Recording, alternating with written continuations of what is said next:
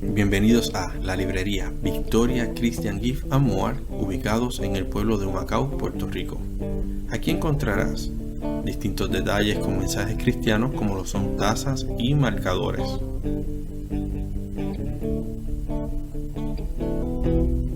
También encontrarás los libros de tus autores favoritos, Biblias de referencia y estudio y un rico café.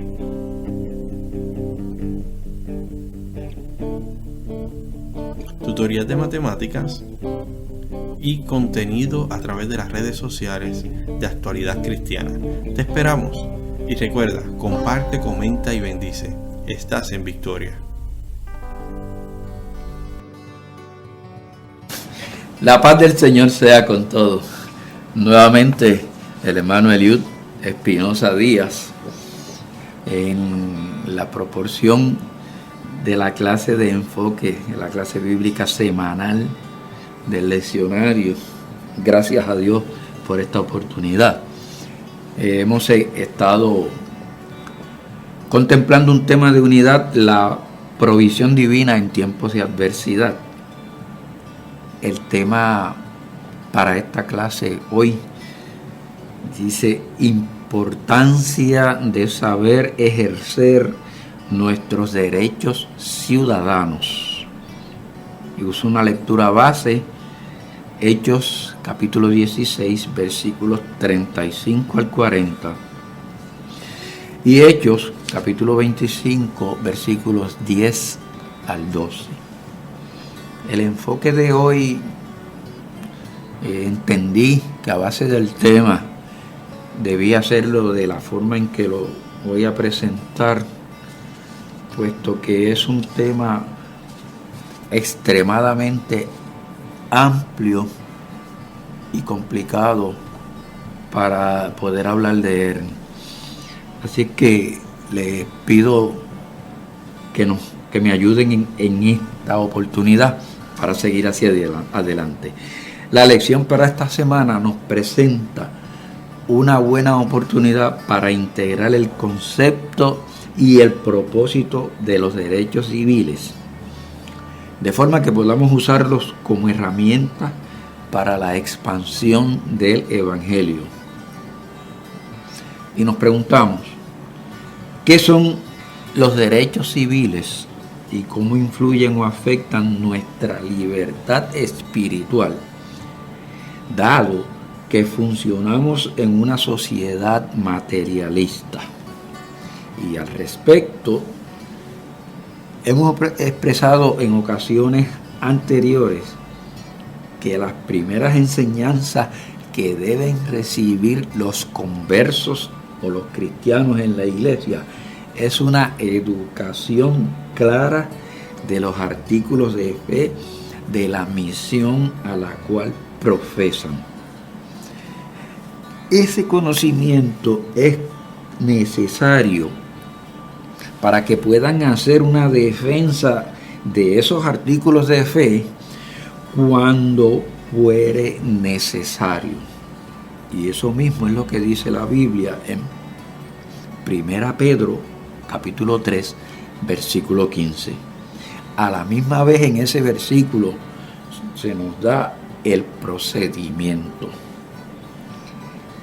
Dice: preparados para presentar defensa con mansedumbre y reverencia delante del que demande razón de nuestra militancia. Y esa es la base que sustenta el hecho de conocer los derechos. La gente acostumbra a hablar de derechos, y yo me pregunto si sabrán lo que eso significa. Se ha definido derechos como aquellas garantías que tenemos las personas en el país en que vivamos para ser tratados con respeto y dignidad. Eso incluye un proceso justo en caso de educación, vivienda, trabajo, justicia y otros. El derecho civil es la rama del derecho privado que contempla temas relativos a las personas, los bienes, las sucesiones, las obligaciones y los contratos. Las controversias que surjan en relación con estos temas serán y tienen que ser del conocimiento y la acción de los tribunales judiciales de cada país. Esas controversias se dilucidan en los tribunales. Ahora bien, continuamente escuchamos a la ciudadanía a hablar de derechos y también a reclamar derechos, pero olvidan conocer y aplicar las responsabilidades que esos derechos acarrean, y lo hacen en huelgas que no son malas y protestas.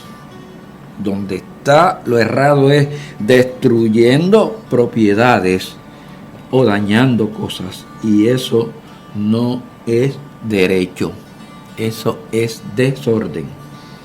Los derechos de una persona terminan donde comienzan las responsabilidades hacia los demás, o donde comienzan los derechos de la otra persona. Van tomados de la mano. No hay derechos sin responsabilidades, y a la inversa. Así que las obligaciones son los compromisos o responsabilidades que adquieren los ciudadanos en el ejercicio de sus derechos. Iglesia, no podemos usar los mismos métodos que usa la sociedad materialista. La iglesia, nosotros tenemos una responsabilidad espiritual. El ejemplo bíblico es claro. Cristo cumplió la obligación de los tributos sin hacer reclamos. Observe Mateo 17, versículos 24 al 27, y va a encontrar que Cristo le dice a Pedro: no los ofendamos, Pedro. Busca este pez y con lo que le encuentres dentro, paga por ti y por mí. El estatero era una moneda equivalente a 4 dracmas y se cobraban 2 dracmas de impuestos por persona. No obstante, cuando le pidieron a Cristo intervenir en un pleito civil, contestó: ¿quién me ha puesto por juez sobre vosotros? Lo encuentra en Lucas 12, versículo 14. Cristo conocía sus derechos, los usaba y sabía cómo conducirse en ese sentido. Así que Dios es la fuente de todos los derechos y de las responsabilidades, por eso nos las dio claras. En clases anteriores presentamos que hubo una separación entre iglesia y el Estado. Aunque la iglesia es portadora de un mensaje proveniente del cielo, físicamente nace en la tierra y se compone de gente de variadas nacionalidades, regidos por códigos civiles. Desde ese punto de vista, no podemos presentar un evangelio impositivo, sino compasivo, respetuoso y diferente, que cause convicción. Somos miembros de una sociedad, pero actuamos diferente a esa sociedad. Esa es la forma bíblica de presentarlo. Dios no exterminó en su totalidad a Israel por su conducta errada.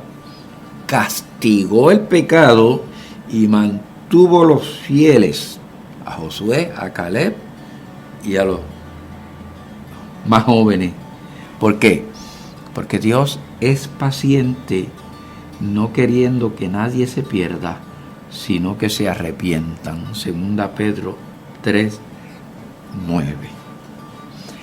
En ocasiones, usando nuestro derecho de libertad de expresión y religiosa, nosotros ofendemos la comunidad a la cual vamos. Y si alguno no está de acuerdo conmigo, yo se lo agradezco, pero a mí me molesta que la iglesia llegue a un sitio y prenda un equipo con unas bocinas a unos niveles de sonido increíbles, que le dañe la quietud y la privacidad del barrio, porque nosotros vinimos aquí, tenemos el mensaje claro del evangelio y ustedes nos tienen que escuchar porque vinimos a traerle el mensaje de Cristo. Hay que hacerlo con respeto.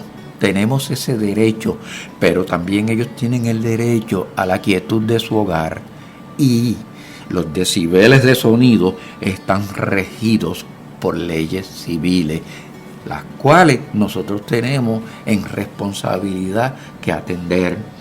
Tenemos que ser también bien cuidadosos en no estacionarnos en los lugares que les corresponden a ellos por ser los residentes.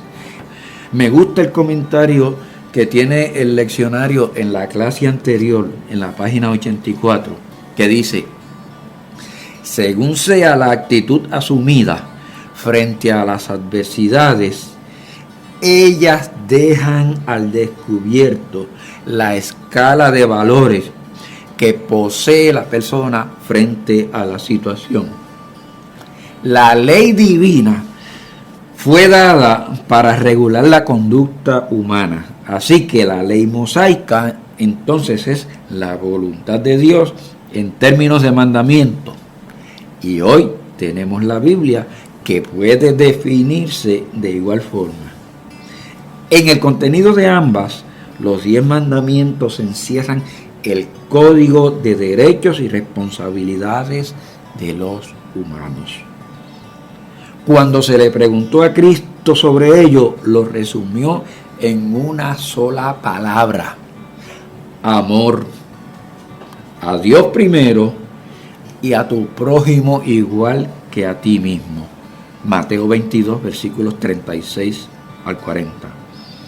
En la ley del amor se basa todo el derecho como la responsabilidad. Pregunto, ¿conoces eso? Si la respuesta es afirmativa, ponlo en práctica sin reclamos. En los tribunales terrenales, el derecho es rogado.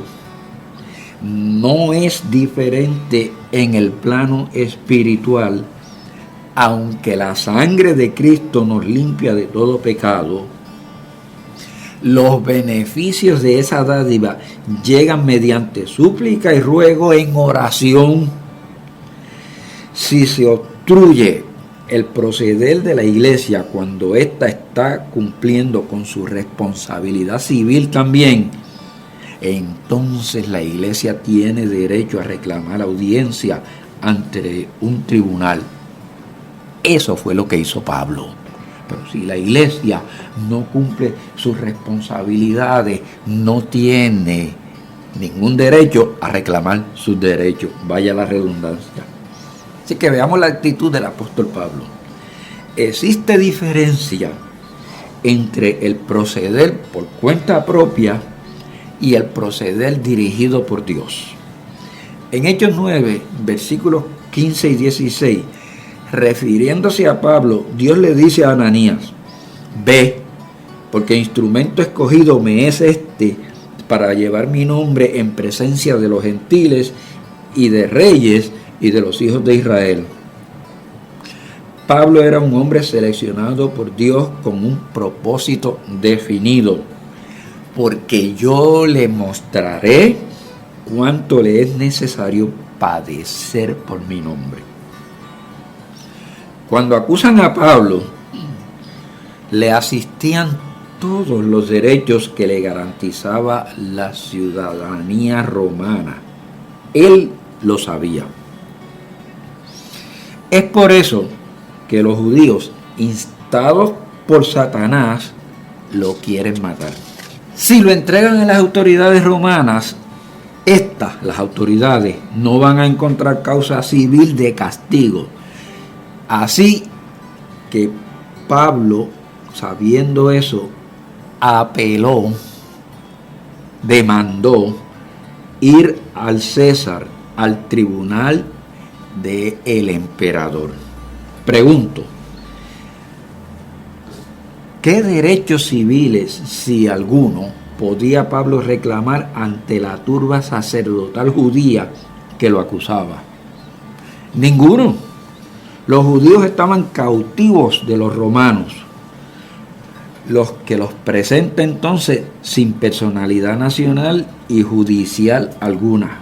No pudieron enjuiciar a Cristo, por eso lo trajeron a los romanos para chantajearlos diciéndole que estaba en contra del gobierno romano.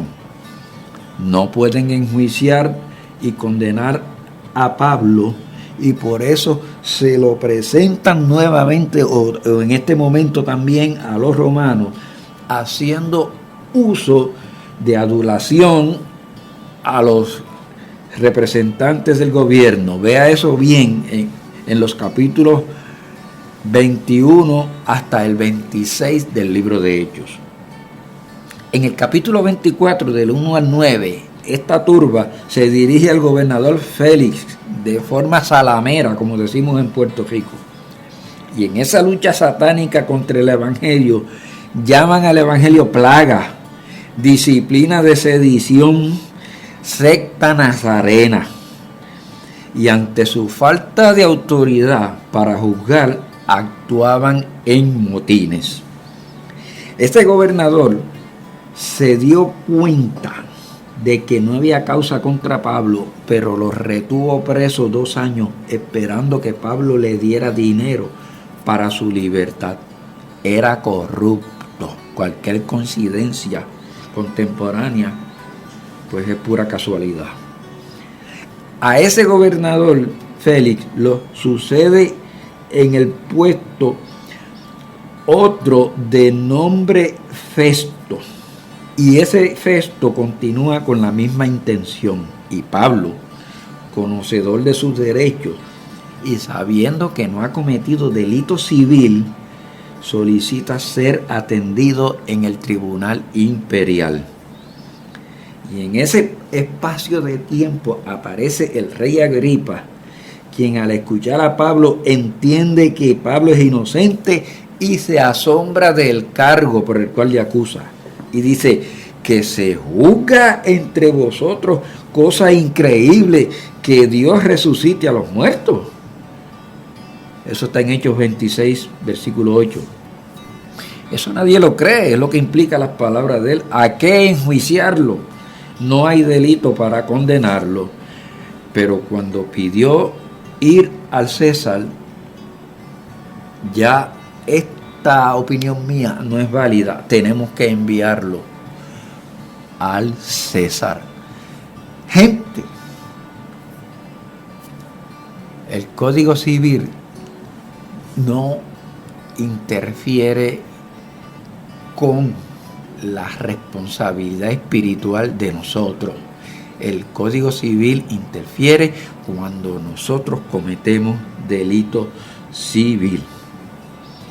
Así que la situación de Pablo no es algo donde él se está sometiendo a que sea el imperio el que lo dirija. Es que se está cumpliendo Hechos 9 del 15 al 16. Ha predicado a judíos y a gentiles. Ha recibido azotes y sufrimientos por el evangelio. Lo proclamó ante el gobernador. Lo proclamó ante el rey.